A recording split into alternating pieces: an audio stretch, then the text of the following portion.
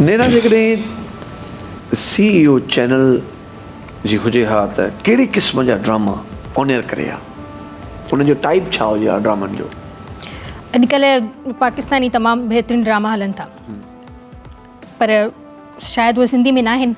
मां कोशिशि कयां त सिंधी ज़बान में बि अहिड़ा ई ड्रामा अचनि जेके उर्दू ते जी फैमिलीज़ जे हवाले सां बिल्कुलु बहितरीनु हिन वक़्तु बहितरीनु पाकिस्तानी ड्रामा हलनि था। उन्हनि में तक़रीबन फैमिलीज़ इशूज़ आहिनि, तव्हां बि उन्हनि वांगुरु ई न हिकिड़ो ड्रामो थोरी ठाहियां, कंहिंमें लव इशू हुजे, कंहिंमें फैमिली इशू हुजे, कंहिंमें कोई इशू हुजे, अलॻि अलॻि तरीक़े सां हिकिड़ो ड्रामो थोरी हलंदो।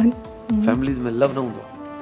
उहो त पोइ हिकिड़ो फैमिली लव हूंदो आहे न, हिकिड़े ड्रामे में ई त सभु कैटेगरी न ॾेखारणी हूंदी न। CEO जेकॾहिं नैना नाज़ हुजे हा त कहिड़नि ॿिनि फ़नकारनि ते बैन हणे हा, माना बैंड हुजनि त ही माण्हू मुंहिंजे बसि चैनल ते नज़र न अचनि? 2 फ़नकार। अहिड़ो कोई बि न आहे। सियासत न कयो, सॉरी, सियासी बयान न ॾियो।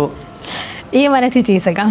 नथा चई सघो उहा ॿी ॻाल्हि आहे, पर आहिनि त सही न, एतिरो मञो भला। वन आहिनि, इलाही आहिनि।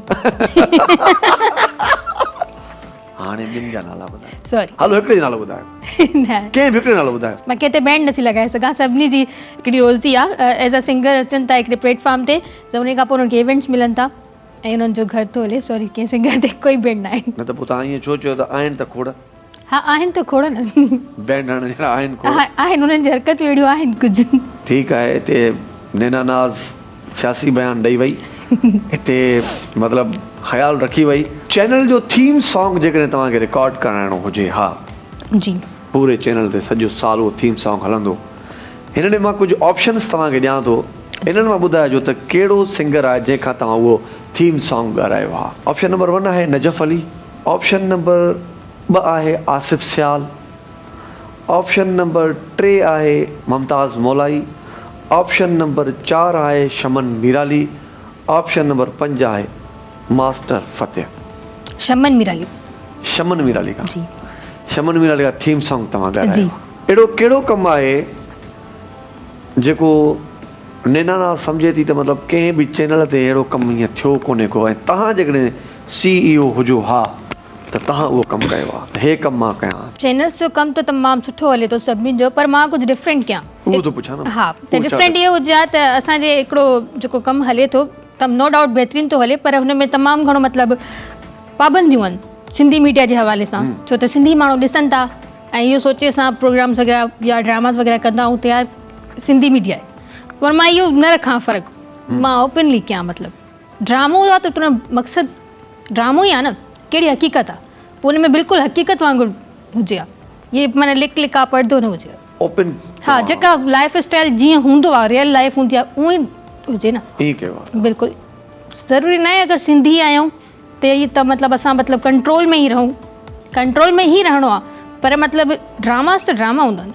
ॿाहिरि मुल्क में तव्हांखे हिकिड़ो इवेंट करिणो हुजे हा, जी, ऐं तव्हां पंहिंजे चैनल ते उहो नशर कयो हा, जी, उन ॿाहिरि मुल्क में हिकिड़ो ई फ़नकार तव्हांखे उन इवेंट में ॻाल्हाइणो आहे, हिकिड़े फ़नकार खे, ठीकु आहे, तव्हांजे साम्हूं कुझु ऑप्शन ॾियां थो, उन्हनि मां तव्हां कंहिंखे ॿाहिरि मुल्क वठी वञी ॻाल्हायो हा। मारवी सिंधू, फ़ाइज़ा अली, मंज़ूर सखीराणी, शमन मीराली। शमन मीराली। शमन मीराली जी, ॿाहिरि मुल्क उनखे वठी वञी ॻाल्हायो। बिल्कुलु, छो त मारवी सिंधू त हाणे फील्ड छॾी वई आहे, फ़ाइज़ा अली नंढड़ी ॿार आहे, ऐं उहो मंजू सखराणी साहब हाणे एडिटर। माना फील्ड भली छॾे बि वई आहे, पर मां तव्हांखे हिकु असांजो ख़्याली प्रोग्राम आहे। हा, माना हिन में मतिलबु Shaman Mirali as a king singer, king त आहिनि न, त ॿाहिरि वञण जो उन्हनि जो हक़, ऐं माशाल्लाह उहो इलाही दफ़ा विया बि हूंदा। ॾिसो हिकिड़ो नालो तमामु हिते लिस्ट में मंज़ूर सखीराणी बि आहे। हा बिल्कुलु, नो डाउट। ऐं जेकॾहिं शमन मीराली साहब बिल्कुलु किंग आहे त बिल्कुलु सखीराणी साहब बि ईअं सम्झो किंग आहे। हिकु आहे। हा बिल्कुलु।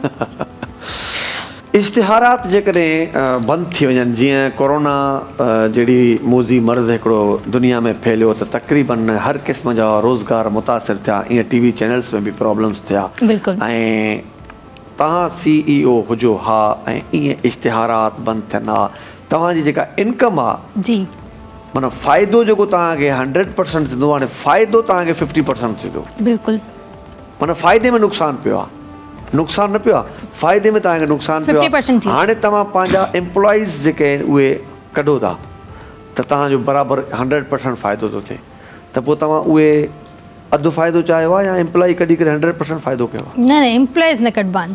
हर हाल में जेॾी महिल हालात सुठा हुया त हुननि ई तव्हांखे कमु पे करे ॾिनो, त पोइ हाणे कढण जो त कोई जवाज़ न आहे। एम्प्लॉई न कढो आहे। न नैना जेकॾहिं CEO हुजे हा जी ऐं ईअं ई असांजे हिन प्रोग्राम केरु बीहंदो कुर्सी ते वेहे हा ऐं उन प्रोग्राम जो होस्ट हैदर कादरी उनखे इहो चवे हा त साईं तव्हां असांखे कुझु ईअं झुंगारे ॿुधायो, त नैना कहिड़ो कलाम झुंगारे ॿुधाया?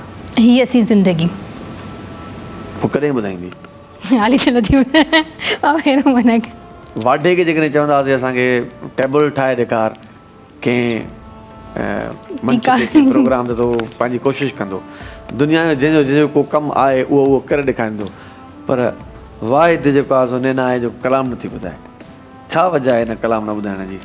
कोई ख़ासि वजह न आहे। माण्हुनि खे शक पए थो तव्हां जेको ॻाईंदा उहो तव्हां ई हूंदा आहियो न। बिल्कुलु छा चवंदो आख़िर में प्रोग्राम जे बारे में? तमामु बहितरीनु प्रोग्राम आहे ऐं मां हिन एपिसोड ॾिसी करे ई मुतासिर थी हुयमि त मां पाण जी मुंहिंजी ख़्वाहिश हुई त मूंखे करे घुराईंदा। एंटरटेनिंग बि आहे ऐं हुन खां अलावा सभु कुझु हुन में क्लियरली थी थो वञे त हे इंसानु कहिड़ो आहे कहिड़ो न आहे।